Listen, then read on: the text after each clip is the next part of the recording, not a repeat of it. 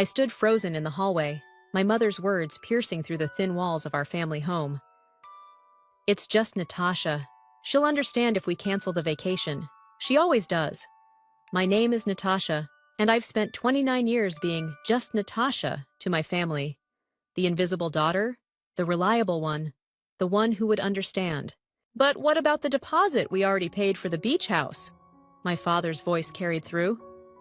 We've been doing this family vacation for 15 years.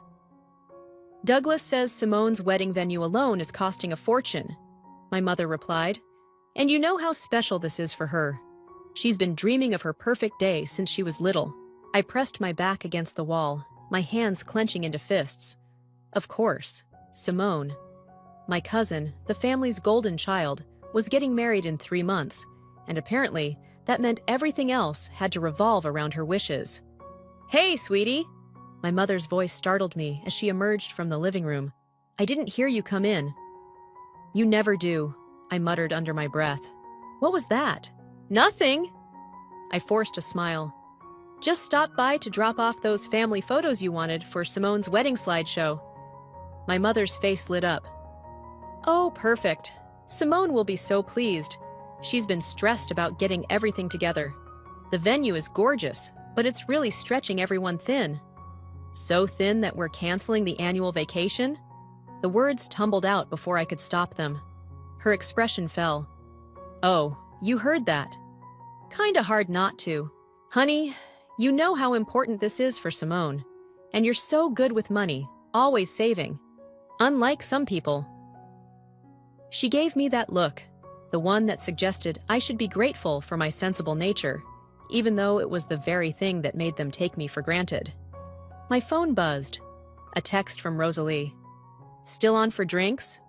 I have to go, I said, already heading for the door. Meeting Rosalie.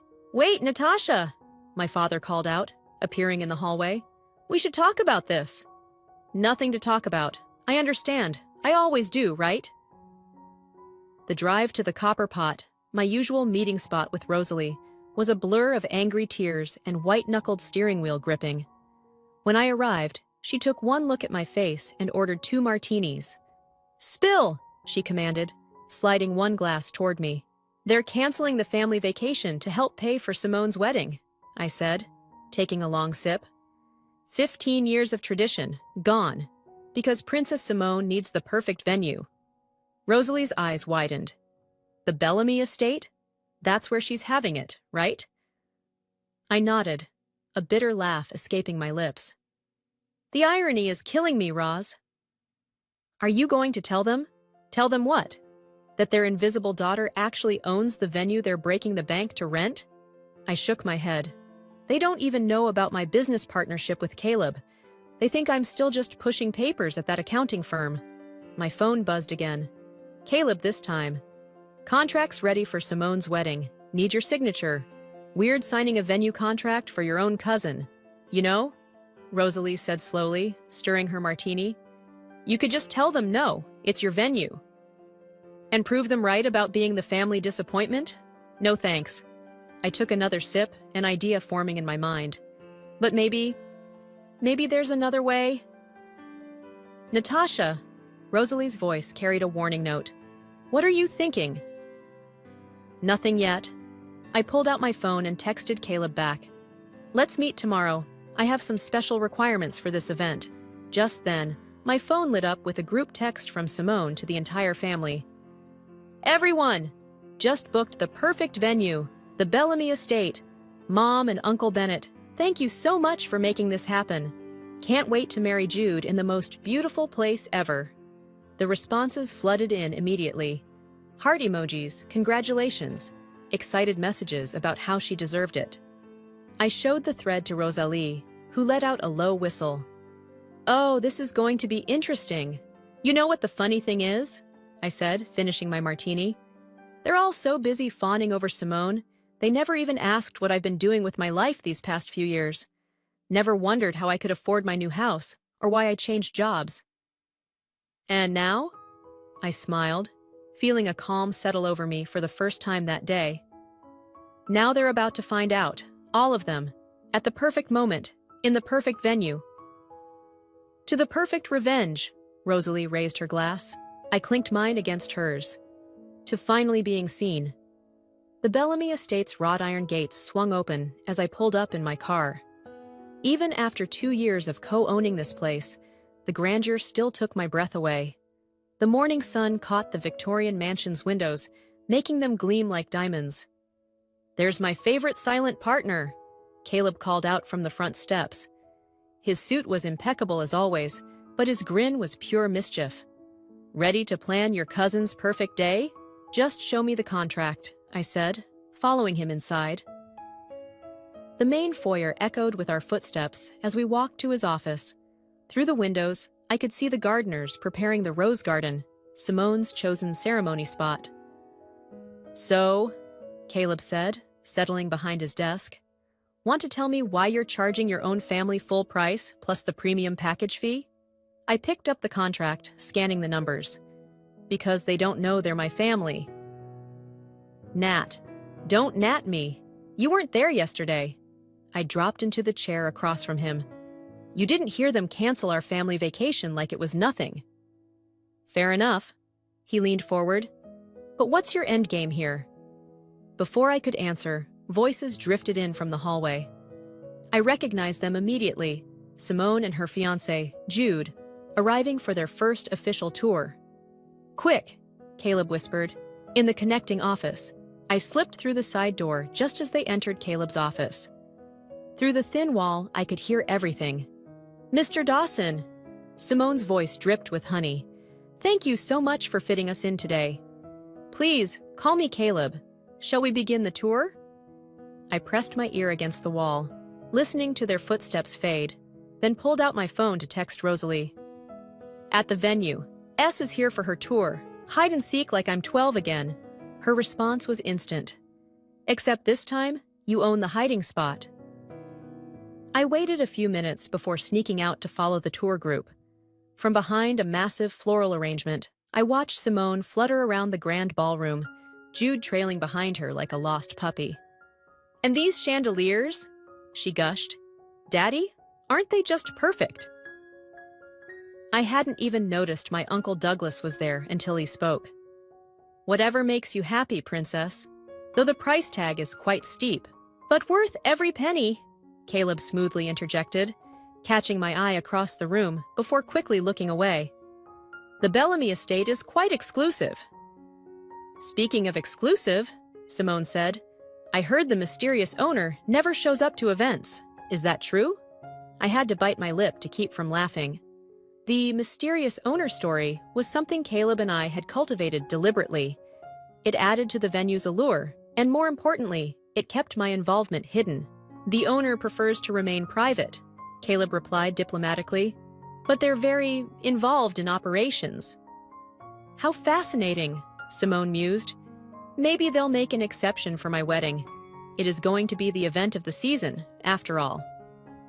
"Oh, I can guarantee the owner will be there," Caleb said, and I could hear the smile in his voice. My phone buzzed again. A message from my mother. "Simone's touring the venue today.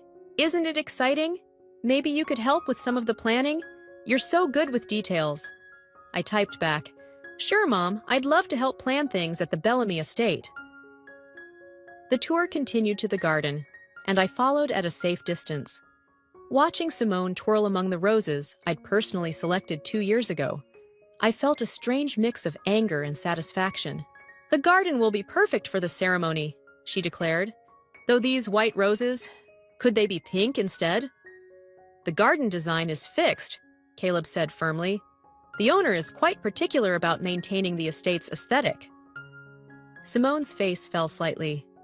"Oh, well, I suppose white is classic." After they left, I emerged from my hiding spot and found Caleb waiting in his office. "You enjoyed that way too much," I accused. He shrugged. "Can you blame me? It's not every day I get to play double agent." His expression turned serious. "But Natasha, are you sure about this? Once you reveal yourself at the wedding." "I've spent my whole life being invisible to them," I said, picking up the contract. "Always in Simone's shadow, always just Natasha. Well, now I own her perfect day, And when the time comes, they'll finally see me. Your signature, then? He held out a pen. I signed with a flourish, feeling the weight of years of silence in that single action. Let the show begin, I murmured, handing him back the contract. Indeed. He filed it away carefully. Though I have to ask, what are you going to wear to the wedding? I smiled. Something unforgettable. You're going to give your mother a heart attack, Rosalie said, watching me flip through the racks at Nordstrom. A red dress to a wedding? Not just any red dress. I pulled out a sleek floor-length number with a dramatic back. The perfect red dress. The same shade as the Bellamy Estate's signature carpets, I notice. Pure coincidence, I said innocently, heading to the fitting room. My phone rang. Mom again. Third time today. I let it go to voicemail. You can't avoid them forever, Rosalie called through the fitting room door. The wedding's in 8 weeks. Watch me. I stepped out in the dress, and Rosalie's jaw dropped. Okay, that's... Wow. You look like you own the place, which you actually do. Ms. Rivera? A sales associate approached with a concerned look. Your mother's on the store phone. She says it's urgent. I sighed, taking the phone. Hi, Mom. Natasha, why aren't you answering your cell? We have an emergency. Simone's crying. What happened? The wedding planner quit.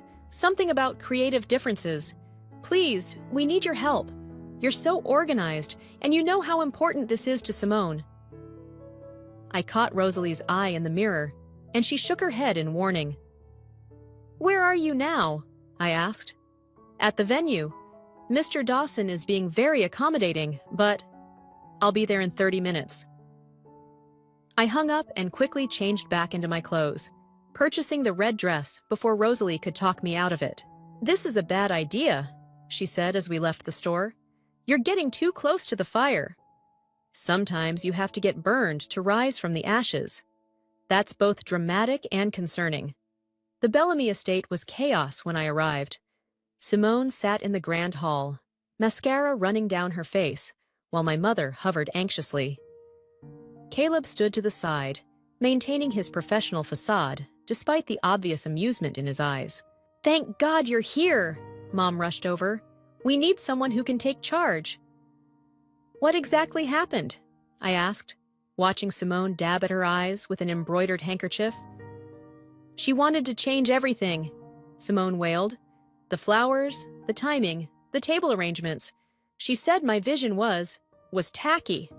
Caleb coughed suddenly, covering what sounded suspiciously like a laugh. I can help, I said carefully, but you'll need to work with the venue's requirements. Of course, Mom said quickly. Mr. Dawson has been very clear about the owner's specifications. The owner, Simone sniffed. Who is this person anyway, so controlling about their precious venue? I felt Caleb's eyes on me as I replied, someone who knows exactly what they want, I guess. Just then, my father and Uncle Douglas walked in, deep in conversation. Had to take out a second mortgage, Douglas was saying, but it's worth it for my little girl's special day. They stopped short when they saw me. Natasha? Dad looked surprised. What are you doing here? Helping, Mom jumped in. She's going to coordinate the wedding now that that horrible planner is gone. You? Simone's tone made the single word feel like a slap. But you've never even been to a proper wedding. I've been to plenty, I said evenly, including 3 here at the Bellamy estate. How would you know that? Mom asked. I follow their social media, I lied smoothly. Very closely. Well, Douglas said, clearly skeptical, as long as you understand this needs to be perfect, money's no object. Except for family vacations, I muttered. What was that? Nothing, just making notes. I pulled out my phone, pretending to type. Why don't we start with the basics? For the next hour, I listened to Simone's increasingly elaborate demands, knowing full well which ones would be quietly denied by the mysterious owner. Caleb occasionally caught my eye, his subtle head shakes or nods guiding my responses. And for the entrance, Simone was saying, I want doves released as I come down the grand staircase. No live animals, Caleb and I said simultaneously. Everyone stared at us. I quickly added, I've read that's one of the venue's policies. Correct, Caleb confirmed smoothly. Owner's orders. This is impossible. Simone stood up dramatically. Everything I want is either against policy or not allowed.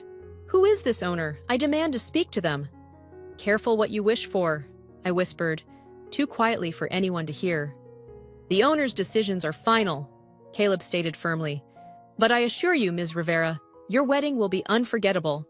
Looking at my family, my oblivious, self-absorbed family, I couldn't help but smile. Yes, I agreed. It certainly will be. The florist needs your signature on this, Caleb said, sliding a paper across his desk. And before you ask, yes, Simone already tried to change the arrangements 3 times this morning. I signed the form without looking. 6 weeks until the wedding, and I'd somehow become both the invisible coordinator and the secret venue owner, blocking all of Simone's improvements. She called again about painting the gazebo pink, he added. Let me guess, for aesthetic harmony? Actually, she said it would pop better in photos. The door burst open, and Simone swept in, followed by her ever-present entourage. My mother, her mother, and 2 bridesmaids I'd never met. Oh, she stopped short. Natasha, what are you doing in Mr. Dawson's office? Going over the flower arrangements, I said, sliding the paper into a folder. Everything's on schedule. Speaking of schedule, Simone's eyes narrowed. Why wasn't I informed about the meeting with the florist? Because there wasn't one, Caleb intervened smoothly. Just routine paperwork. Now, what can I help you ladies with? The owner, Simone declared. We brought champagne. I thought perhaps we could persuade them to join us for a toast. I caught Caleb fighting back a smile. I'm afraid they're not available. Are they ever available? Simone's mother asked. It's rather rude, isn't it? Considering how much we're paying. My mother nodded in agreement. And after we canceled our vacation to afford this place. Mom, I warned, but she continued. The least they could do is meet with us once, unless... She looked around conspiratorially. Are they some kind of celebrity? Is that why they're so secretive? The owner values their privacy, Caleb said diplomatically. But I assure you, they're very involved in ensuring every event here is perfect. Well, I think it's suspicious, Simone announced. Daddy says only people with something to hide act this mysterious. I stood up abruptly. I need some air. Oh, while you're up, Simone called after me. Could you check on the table linens? The sample they sent over was completely wrong. I walked out without responding, heading for my favorite spot, the hidden alcove in the library. To my surprise, Jude was there, staring out the window. Sorry, I said, turning to leave. No, wait. He looked exhausted. Can we talk? Actually talk? I hesitated, then sat in the window seat across from him. What's on your mind? Is this normal? All of... He gestured vaguely. This? The wedding drama? The money, the demands, the way everyone walks on eggshells around Simone. He ran a hand through his hair. Yesterday, she cried for 3 hours because the shade of pink on the menus was wrong. And you're just noticing this now? I guess I never saw this side of her before, or maybe I didn't want to. He looked at me directly. How do you deal with it? Being treated like the family assistant? Before I could answer, voices approached. We both tensed. Just don't understand why Natasha's suddenly so involved, Simone was saying. She's never cared about weddings before. She's trying to help, dear, my mother replied, and she's doing a good job. Please, she's probably just jealous. You know she's never even had a serious boyfriend? And now she's managing my perfect wedding. It must be killing her. Their voices faded down the hallway. Jude looked mortified.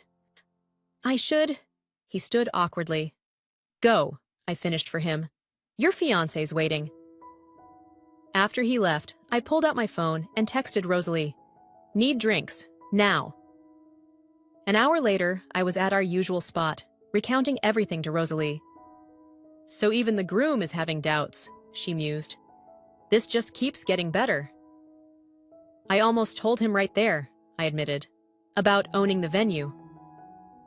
Why didn't you? Because... I stirred my drink. Because when I do tell them, I want everyone to know at once. I want to see all their faces when they realize that just Natasha owns the place they mortgaged their house to afford. Speaking of which, Rosalie leaned forward, have you figured out exactly how you're going to do it? Actually, yes. I pulled out my phone and showed her the wedding schedule. See this spot here, where Simone insisted on having the owner thanked publicly? Oh no. Oh yes. I'll be introduced as the venue owner right after their first dance, in my perfect red dress. You're evil, Rosalie grinned. I love it. My phone buzzed with a text from Caleb. Simone's demanding to speak to the owner again, says she'll go to the media about our suspicious behavior if we don't comply. I showed Rosalie the message.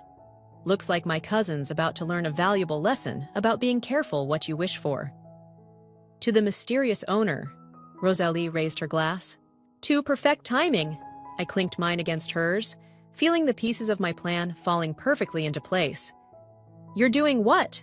Caleb nearly spat out his coffee. At the wedding reception? It's poetic justice, I said, straightening a centerpiece on one of the sample tables. She wanted to meet the owner so badly. Natasha, this is a nuclear option. Have you really thought this through? Before I could answer, my father's voice echoed through the ballroom. There you are! I spun around to find him walking toward us, looking unusually serious. Dad, what are you doing here? Mr. Dawson, he nodded to Caleb. Mind if I borrow my daughter for a moment? Caleb excused himself, shooting me a meaningful look as he left. Something wrong? I asked, continuing to adjust flowers. That's what I wanted to ask you. Dad pulled out a chair and sat down. Your mother's worried. Says you've been distant, sarcastic, more than usual. I'm fine. Are you? Because I remember a time when you used to tell me things. He picked up one of the place cards. Like why you're really helping with this wedding. I froze. What do you mean? Come on, Natasha. You've hated event planning since that disastrous Sweet 16 party Simone made you organize. That was different.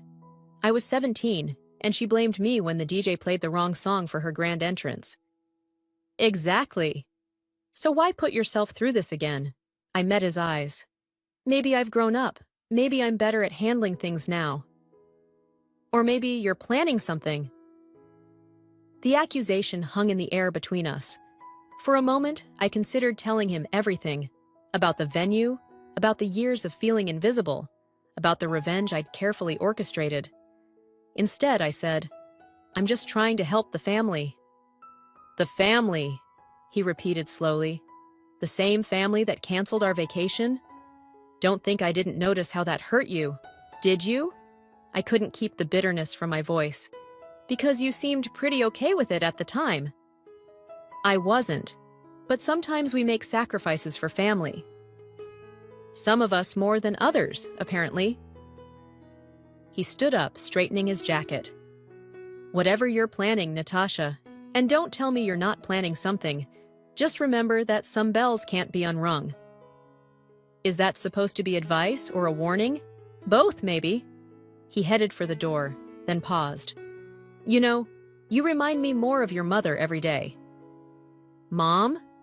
The eternal peacekeeper? No, he smiled sadly.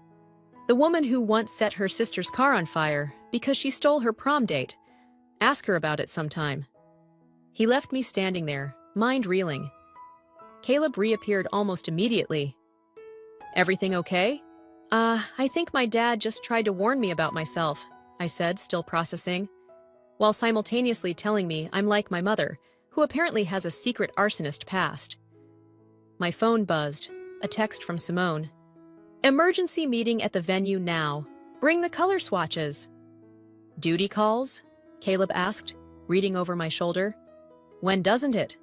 I found Simone in the bridal suite, surrounded by fabric samples and looking like she'd been crying. Finally! she exclaimed. "Look at this! The bridesmaids' dresses don't match the exact shade of the table runners." I picked up both items. They were identical. "Simone, these are the same color." "No, they're not. This is Blush Dream, and this is Dawn's First Light. They're completely different." "They're both pink." "This is why you're single," she snapped. "No attention to detail, no romance in your soul." I counted to 10 silently. "What do you want me to do about it?" "Fix it! Talk to the owner. Make them change the runners." "The runners were custom-made months ago. They're not changing them 4 weeks before the wedding." "God, whose side are you on?" She threw a fabric swatch across the room. "Ever since we were kids, you've been trying to ruin my special moments." "Excuse me? Like my sweet 16. You hired that terrible DJ on purpose." "I was 17, and working with the budget you gave me. See? Always excuses with you, never taking responsibility." She stood up, mascara streaking down her cheeks. "Well, you're not ruining my wedding. I want to speak to the owner, today." "Careful what you wish for," I muttered. "What?" "Nothing. I'll talk to Caleb." As I left the bridal suite, I pulled out my phone and texted Rosalie. "Dad knows something's up. Simone's having a meltdown. Mom apparently has a secret bad girl past. Still want to be my witness when I blow this whole thing up?" Her response was immediate. "Wouldn't miss it for the world." I smiled, tucking my phone away. 4 weeks to go, and the fuse was already lit. "The red dress is too much," my mother said, barging into my house unannounced. "You need to return it." I looked up from my laptop, where I'd been reviewing the wedding timeline. 2 weeks to go. "Hello to you too, Mom. Please, come in." She waved a hand dismissively. "Simone saw it in your car when you were at the venue yesterday. She's upset." "Why? Because I'm not wearing beige like all the other cousins?" "Because it's attention-seeking." She sat down heavily on my couch. "And you know how important this day is to her." "Right. Important enough to cancel our family vacation." "Are you still on about that?" She sighed. "You know, I came here to tell you something else, but now I'm not sure I should." "What is it?" "Your father thinks you're up to something." She leaned forward. "He says you're acting like I used to." "You mean before you set Aunt Linda's car on fire?" Her face went pale. "He told you about that?" "Just the headline, not the story." I closed my laptop. "Care to fill in the details?" "That was different," she said quickly. "Linda had been... She always took everything from me. My clothes, my friends, my dates. The prom was just the last straw." "Sounds familiar." "What's that supposed to mean?" "Nothing." I stood up. "I need to get to the venue. Final walkthrough today." "Natasha!" Her voice stopped me. "Whatever you're planning, just remember that family is all we have." "Is it? Because lately, it feels like Simone is all this family has." I left her sitting there and drove to the Bellamy estate, where I found Caleb pacing in his office. "We have a problem," he said as soon as I walked in. "When don't we?" "Simone's father is threatening to sue." That stopped me. "What?" "He's demanding to meet the owner, claiming we've breached contract by being unavailable for consultation." He handed me a letter. Says he'll take legal action if the owner doesn't attend the rehearsal dinner. "Well," I smiled grimly, "looks like they'll get their wish a few days early." "Natasha, no. We can handle this legally." "I'm done hiding, Caleb." I picked up the wedding timeline from his desk. "Move my reveal to the rehearsal dinner, right after the toasts." "Are you sure about this?" Before I could answer, voices approached. We both recognized them. Simone and Jude, arguing. "I can't believe you're taking their side." Simone's voice carried through the door. "I'm not taking sides. I'm just saying, maybe we should focus on getting married instead of fighting with the venue." "The venue that's ruining everything." "God, you're as bad as Natasha." I opened Caleb's office door, making them both jump. Speaking of me," I said coolly, "the final walkthrough is scheduled for now. Shall we?" The next hour was excruciating. Simone critiqued everything, while Jude looked increasingly uncomfortable. When we reached the grand staircase, she turned to me. "The runner needs to be wider. Tell the owner." "The runner is standard width," I replied. Tell the owner. Fine. I pulled out my phone and pretended to type. Done. Just like that? She looked suspicious. You have direct access to them? I have my ways. You know who it is, don't you? She grabbed my arm. Tell me! Simone, Jude warned. No, I want to know. Everyone's been blocking me at every turn, and somehow my nobody cousin has all the answers. Careful, I said quietly, removing her hand from my arm. Or what? You'll tell the mysterious owner on me? She laughed bitterly. You know what? I bet there is no owner. I bet this is all some elaborate scam. My phone buzzed. A text from Mom. Coming to the walkthrough. Need to talk to you. Perfect. More witnesses. The owner is very real, I said, my voice steady. And you'll meet them at the rehearsal dinner. Simone's eyes widened. What? How did you arrange that? Let's just say I can be very persuasive. I knew it. She clapped her hands. Finally, I have so many changes to discuss with them. I'm sure you do. I checked my watch. Now, if you'll excuse me, I need to prepare some paperwork for the owner. As I walked away, I heard Jude ask quietly, Are you sure you want to meet them? Something feels off about this. Don't be ridiculous, Simone replied. What's the worst that could happen?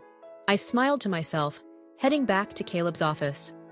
The stage was set, the players were in position, and in 48 hours, they'd all learn exactly what happens when you push the quiet one too far. The rehearsal dinner buzzed with anticipation.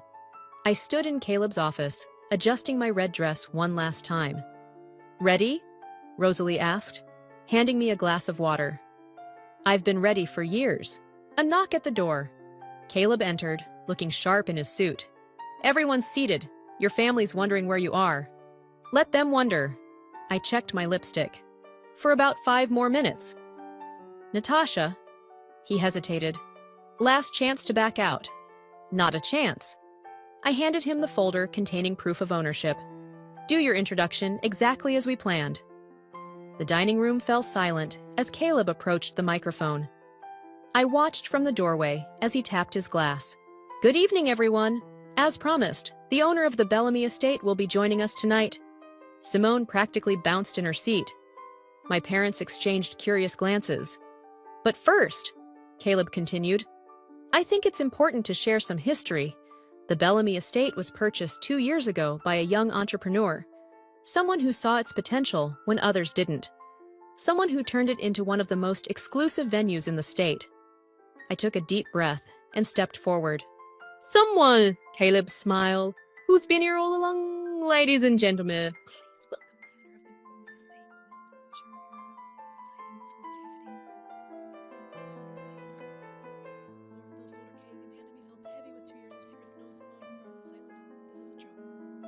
It's not.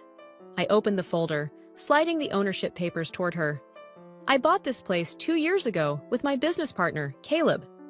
But, my mother's voice shook. How? Remember that boring accounting job you never asked about? I was actually managing investments, made some good ones, met Caleb, started this business. All this time, my father said slowly. The wedding planning, the venue requirements, were coming from me. I turned to Simone. Surprise! The mysterious owner you've been demanding to meet? The one whose rules kept blocking your perfect vision? That was just Natasha, the nobody cousin. Uncle Douglas stood up, face red. This is ridiculous. We paid a fortune for this venue. Yes, you did. Market rate, just like everyone else. I smiled. Even took out a second mortgage, I heard. Funny how money was no object for Simone's wedding, but a family vacation was too expensive. You did this on purpose, Simone whispered. You let us book your venue just to humiliate me. No, Simone, you did that yourself. I just owned the stage you performed on. I'll sue, Douglas shouted. This is fraud. Caleb stepped forward. Actually, sir, everything was completely legal. The contract never guaranteed access to the owner, and Ms. Rivera was under no obligation to disclose her ownership. Jude stood up suddenly. I need some air. Jude, wait! Simone called after him. but he was already gone. My mother started crying. "Why didn't you tell us?" "Would you have listened?" I asked quietly. "When have you ever really listened to me?" "This is just like the car incident," my father muttered. "What car incident?" Uncle Douglas demanded. "Nothing," Mom snapped. "Oh, you mean when Mom torched Aunt Linda's car for stealing her prom date?" I said sweetly. "Guess the apple doesn't fall far from the tree, huh?" "Lucille!" Douglas looked scandalized. "You said that was an accident." The room erupted into chaos. Simone was crying. Mom and Uncle Douglas were arguing about ancient history, and my father just sat there, shaking his head. "Well," Rosalie appeared at my elbow, "this is going even better than expected." Caleb joined us. "Should we intervene?" "No," I said, watching my family implode.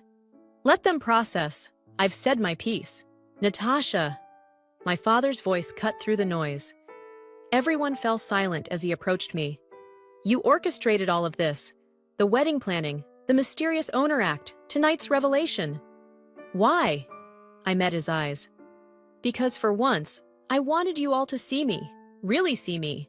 Not as just Natasha, who always understands, always steps aside, always makes room for Simone, but as someone who built something, someone who succeeded, someone who matters." "By ruining my wedding?" Simone sobbed. "Your wedding hasn't been ruined. The venue is still yours. The contracts are valid. The only thing that's changed is now you know who really owns your perfect day." I turned to leave, but my father caught my arm. "We always saw you," he said softly. "We just didn't understand you. Until now." I gently pulled away. Then maybe this revelation was overdue. As I walked out, Rosalie and Caleb flanking me, I heard Simone ask in a small voice, "What about tomorrow? What about my wedding?" I paused at the door. "Don't worry, cousin. The show must go on." And tomorrow would be quite a show indeed. The morning of the wedding, I sat in my office at the Bellamy estate, watching the chaos unfold on the security monitors. Simone hadn't spoken to anyone since last night's revelation. Jude had disappeared for hours before finally returning at dawn. The family was fractured into whispering groups, shooting glances at each other across the venue. A knock at my door. "Come in." My mother entered, looking tired but determined. "You're not wearing the beige dress." "No," I said, smoothing my red gown. "I'm not." She sat down across from me. "I've been thinking about what you said last night, about us not listening." She pulled something from her purse, an old photograph. "Remember this?" I took it. A teenage me at Simone's sweet 16, standing off to the side while everyone crowded around the birthday girl. "I took this picture," Mom said quietly, "and I never realized until now what it really showed, how we pushed you to the edges of your own family." "Mom." "Let me finish." She straightened her spine. "What I did to Linda's car, it wasn't just about a prom date, it was about years of being overlooked, of being second choice." Sound familiar? Before I could respond, another knock. Dad walked in. "The ceremony's starting soon," he said. "Simone's asking for you, Natasha." "Me?" "Says she won't walk down the aisle until she talks to you." I found Simone in the bridal suite, still in her robe, staring out the window. "You're wearing red?" she said without turning around. "Yes." "You know what's funny?" She finally faced me. "I always thought you were boring, predictable. Turns out you're the most dramatic one of all." "Life's full of surprises. Jude almost left last night." Her voice cracked.